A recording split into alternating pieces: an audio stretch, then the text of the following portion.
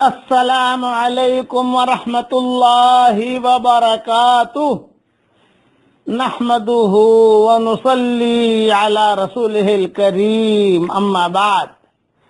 آج کا سبق سن لیجئے، سبق نمبر 918۔ حضرت ابو ہریرہ رضی اللہ تعالی عنہ روایت کرتے ہیں کہ حضرت محمد صلی اللہ علیہ وسلم نے ارشاد فرمایا، جو شخص اپنے مسلمان بھائی کی طرف لوہے یعنی ہتھیار وغیرہ سے اشارہ کرتا ہے، اس پر فرشتے اس وقت تک لعنت کرتے رہتے ہیں جب تک کہ وہ اس لوہے سے اشارہ کرنے کو چھوڑ نہیں دیتا، اگرچہ وہ اس کا حقیقی بھائی ہی کیوں نہ ہو۔ یہ حدیث مسلم شریف میں ہے۔ تھوڑی سی تشریح سن لیجئے۔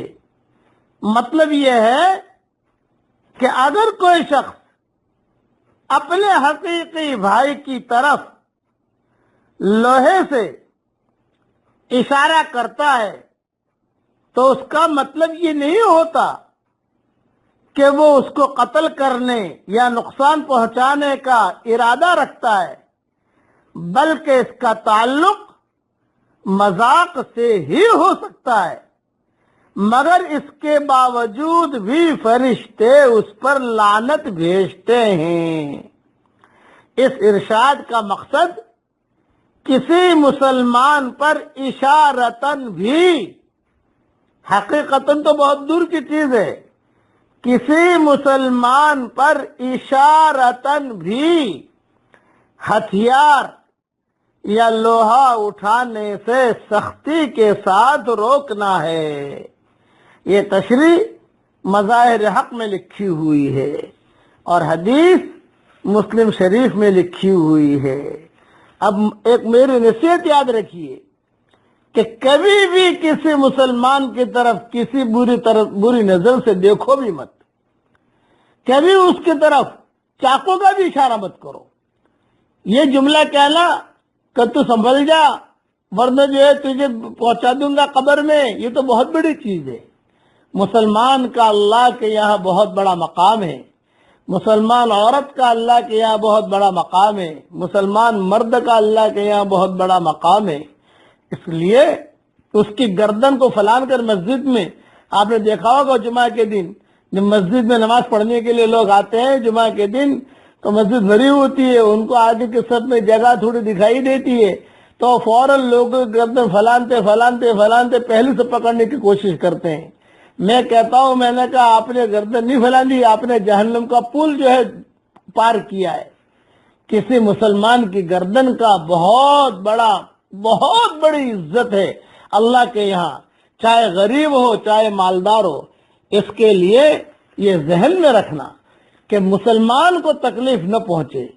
حضرت محمد صلی اللہ علیہ وسلم کے سامنے اگر کسی مسلمان کو تکلیف پہنچتی تھی تو حضور صلی اللہ علیہ وسلم رو دیتے تھے، آپ کے رونگٹے کھڑے ہو جاتے تھے اور کہتے تھے میری امت کو تکلیف ہے، میری امت کو تکلیف ہے۔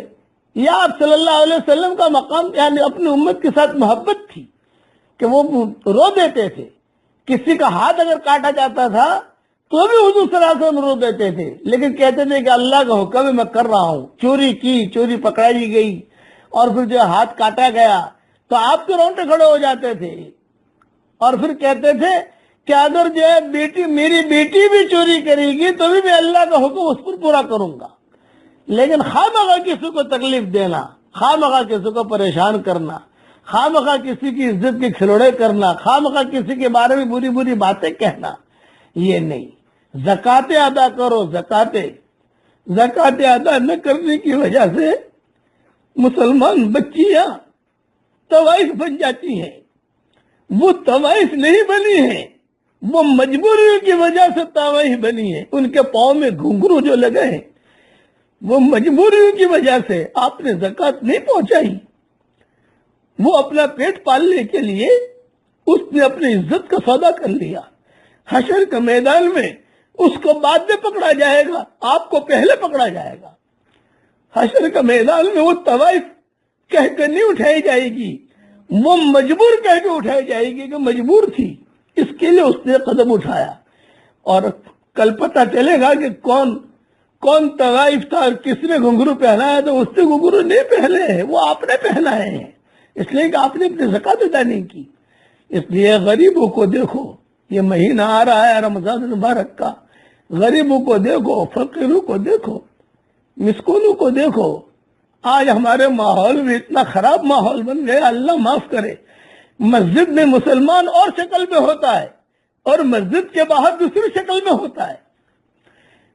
کسی جگہ تعلیم میں اگر آپا گئی ہے تو اس کی شکل الگ ہوتی ہے، اور تعلیم کے باہر جہاں اپنے گھر پر آتی ہے اس کی شکل الگ ہوتی ہے۔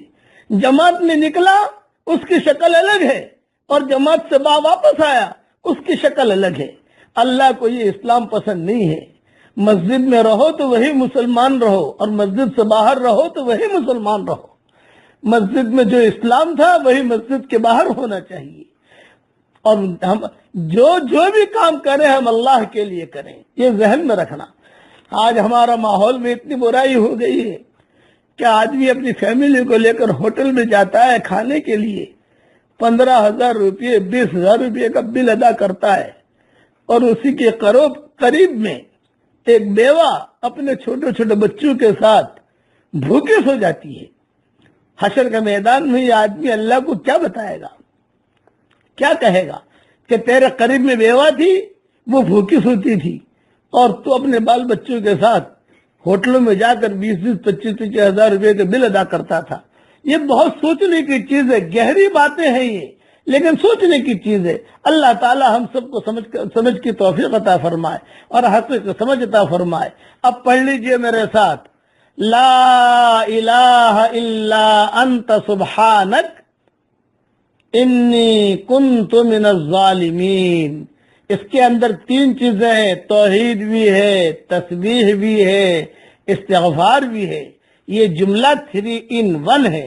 اللہ تعالی ہم سب کے گناہوں کو معاف فرمائے اور ہمیں صحیح چلنے کی اللہ ہمیں توفیق عطا فرمائے۔ آمین آمین۔